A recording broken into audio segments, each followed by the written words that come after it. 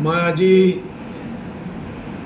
बहुत दुखर साथे कबले बाध्य হৈছো मैं बम्बेत जोआ 2 माहर परा बिस्नात आसो मैं असमतो 2-2.5 माहर परा जाब पारा नाई। इतिमध्ये जे घटनाटो होइसे आमार देशत भारतीय नागरिक सकलक इलिगेली पुशबैक करार जे एटा दुर्भाग्यपूर्ण घटना होइसे।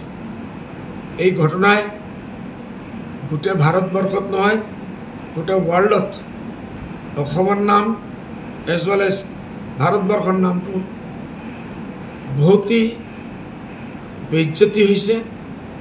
आमी चोक उठाब पारा नाई।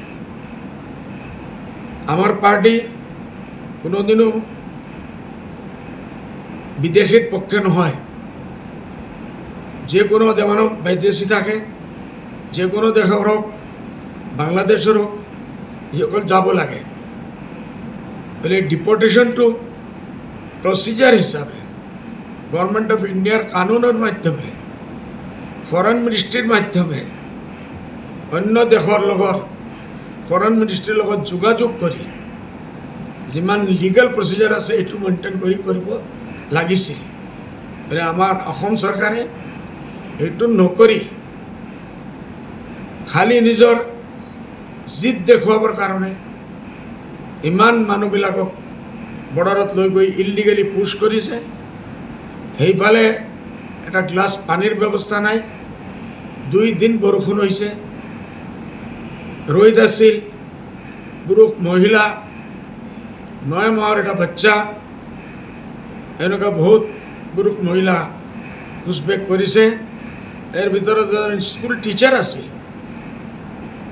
এই সব মানুষবিলাক ইলিগেলি গই লই পুশবैक কতেই পুরা ওয়ার্ল্ডত নাই। আমার সমত হইছে আমার মুখ্যমন্ত্রী ডাঙরিয়ায় নিজের পাওয়ার দেখাবার কারণে এটু করিছে।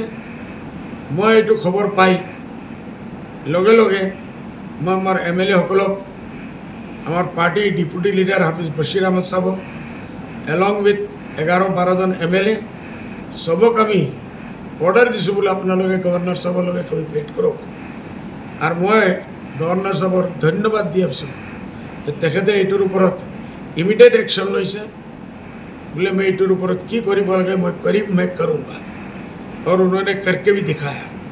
एटुर कारण मैं स्पेशली धन्यवाद जाना आसो गवर्नर साहब और आमार ऑल पार्टी वर्कर हिসকলে এই दुखिया मानुबिलाकर ওচৰত गई कोनो पलिटिकल पार्टी कांग्रेस होक अखिल गगৈ होक बा अन्य कोनो पलिटिकल पार्टी क्यों तक जा ना मानुबिलाकर खबर लोৱা নাই।